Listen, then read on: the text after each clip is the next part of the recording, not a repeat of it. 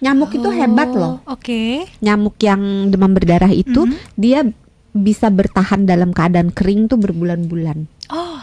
Tapi begitu ada basah dikit, ada air dikit aja berapa mili aja, nggak perlu airnya harus satu gelas atau satu gayung gitu, nggak perlu, dia ada genangan air. Kadang kan kita kalau buang plastik, kantong plastik kresek gitu ya, terus kan bercekung dikit, ada airnya, itu segitu aja tuh udah cukup buat buat mereka berkembang biak. Iya, udah jadi satu RT itu.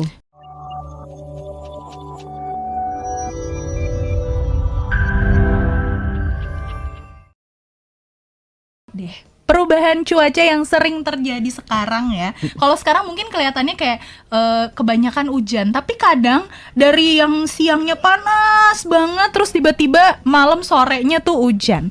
Ini tentunya ya? Pelin-pelan cuacanya pelin-pelan. Yang penting cuaca bukan hubungan. Golongan darahnya AB. Oh, oke. Kalau AB kan pelin-pelan katanya. Waduh ya. Kalau selain membaca. Kalau zodiak apa nih zodiak? Nanti ke zodiak pakangnya. yang pelin-pelan tolong komen di TikTok atau di YouTube. Iya, tentu kalau perubahan kayak gitu bisa mempengaruhi kesehatan nih, Dok ya. Apa aja sih gejala yang perlu diwaspadai ketika cuaca berubah secara drastis kayak gitu, Dok? Iya, sebenarnya memasuki musim hujan atau sebaliknya dari musim hujan mau berhenti masuk ke kemarau, itu kita nyebutnya pancaroba.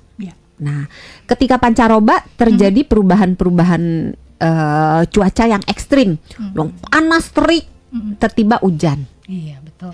Yang panas tiba-tiba dingin, angin kenceng gitu kan. Ntar kadang-kadang gerah gitu. Nah, itu membawa berbagai konsekuensi kesehatan, termasuk yang tadi Olive bilang, apa aja nih yang harus diwaspadai. Itu bisa dari berbagai macam sistem di dalam tubuh kita.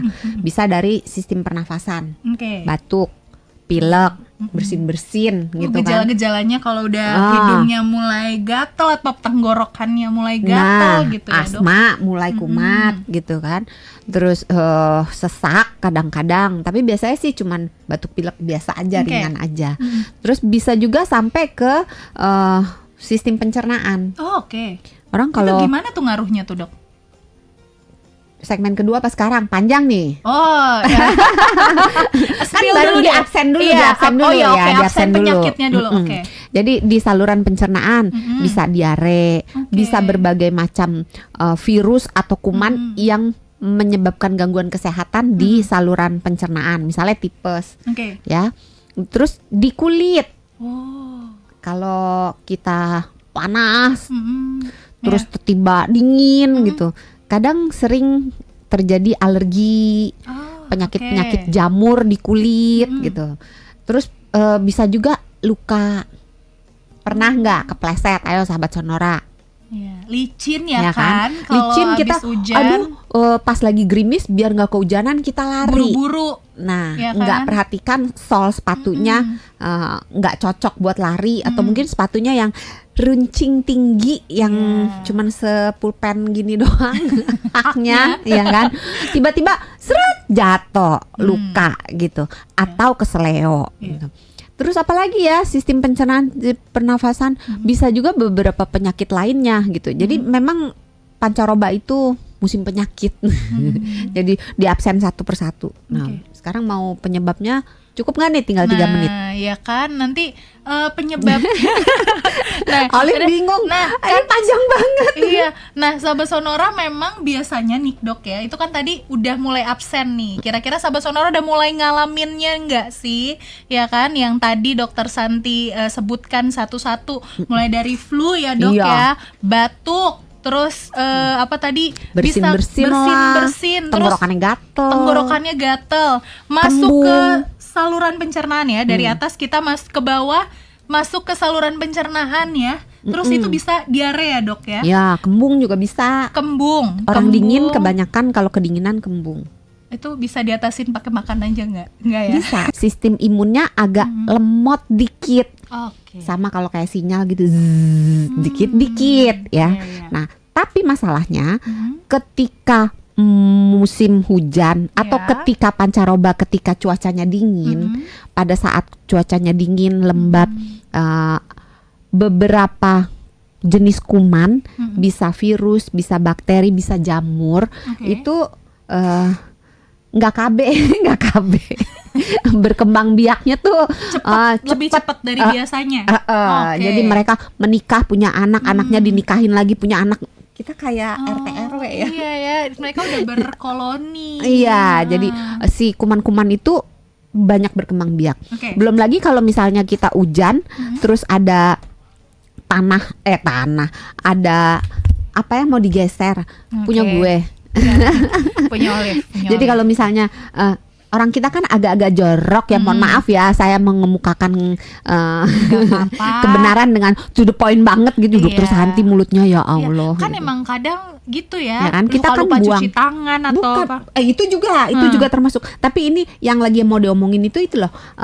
Kita buang-buang sampah sembarangan, buang botol sembarangan, buang gelas sembarangan, terus buang mangkok-mangkok lah sembarangan gitu. Apapun, plastik sembarangan. Sehingga kalau ada hujan, kan ada genangan air. Nah, genangan air itu memungkinkan nyamuk bertumbuh banyak. Ya kan? Padahal nyamuk itu penghantar berbagai penyakit, termasuk demam berdarah. Makanya sahabat Sonora harus tetap khawatir, bukan khawatir ya, harus mewaspadai adanya kejadian demam berdarah, karena nyamuk pasti akan banyak. Nyamuk itu hebat loh. Nyamuk yang demam berdarah itu dia bisa bertahan dalam keadaan kering tuh berbulan-bulan. Tapi begitu ada basah dikit, ada air dikit aja, berapa mili aja, nggak perlu airnya harus satu gelas atau satu gayung gitu, nggak perlu, dia ada genangan air. Kadang kan kita kalau buang plastik, kantong plastik kresek gitu ya, terus kan bercekung dikit, ada airnya, itu segitu aja tuh udah cukup buat mereka berkembang biak. Iya, udah jadi satu RT itu. RT RW gitu kan. Nah, si nyamuk ini yang akan menyebarkan berbagai penyakit gitu. Itu penyebab yang itu kan kita kalau terjadinya penyakit itu 3 dari virusnya, dari si patogennya, bisa virus, bisa jamur, bisa bakteri, bisa parasit. Dari hostnya badan kita, badan kita pas lemah, kan tadi udah dibahas badan kita lemah. Terus kalau hujan kita cenderung di dalam rumah, benar? Betul. Kan males kan ya, mager kebanyakan di dalam kantor. Nah biasanya karena berkumpul di dalam indoor, maka kemungkinan terjadi pertukaran kuman-kuman menjadi lebih tinggi. Karena kalau orangnya satu di luar, satu di mana kan nyebar-nyebar gitu.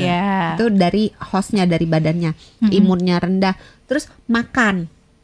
Kalau lagi musim pancaroba makannya cenderung yang nggak sehat. Sebenarnya enggak sih ya, tiap hari nggak sehat. Mau ngaku nggak enak ya. Iya benar ya kan. Ada dokter Santi ngaca. Mau nyalahin makanan, tapi ya nggak gimana enak, kan gitu ya. Kita yang bisa milih ya dok ya. Tapi enak gimana dong ya, enak ya kan? gitu. Ya harus ada balance-nya. Nah makanan-makanan yang merusak imun tubuh itu makanan-makanan yang tinggi gula. Karena gula, kalau ada gula, begitu kita makan gula yang banyak, itu si gula itu melemahkan dalam tanda kutip sementara si sel darah putih. Padahal sel darah putih itu berguna untuk melawan berbagai kuman yang masuk menyerang kita. Nah, terus makanan yang tinggi garam, tinggi garam juga dan gorengan ya yang tinggi lemak. Jadi tinggi gula, tinggi garam, tinggi lemak itu berperan pada penurunan sistem imun tubuh kita dan juga berperan merusak keseimbangan bakteri baik dalam saluran usus kita. Bakteri baik berfungsi salah satunya, karena banyak, ada salah 2, salah 3 jauh ya. Nah, salah satu dari fungsi bakteri baik di saluran pencernaan itu adalah menjaga imun kita. Jadi kalau kita makannya jelek, si bakteri baiknya berkurang, tapi bakteri jahatnya bertambah. Karena bakteri jahat makanannya gula, garam, lemak jahat. Nah, berarti bakteri baik makanannya apa? Nah, belum tahu sih kalau itu. Bakteri baik makanannya apa, Jok? Serat. Nah, serat itu dari apa? Dari apa? Dari mana aja? Bisa dari buah-buahan. 100, bener loh, ya Olive. kan? Ya, dari yang lain? sayuran. Ih bener loh. Yang Karena lain suka ya. Yang lain dari apa ya, Dok? Yang lain ya dari pasar, dari supermarket, dari mana aja boleh, dari warteg ya boleh. Itu kan belinya di mana aja, Ya Dok. kan Dokter Santi nanyanya dari mana? Salah nggak? Nggak kan? Ya nggak. bener juga sih. Cuman Olive penasaran nih, Dok, Dari tadi. suplemen bisa. Oke. Karena ada beberapa suplemen yang udah isinya ngandung si serat itu ya, Dok ya. Walaupun kalau nanya Dokter Santi jauh lebih baik kita makan aja. Enak kok serat. Bener.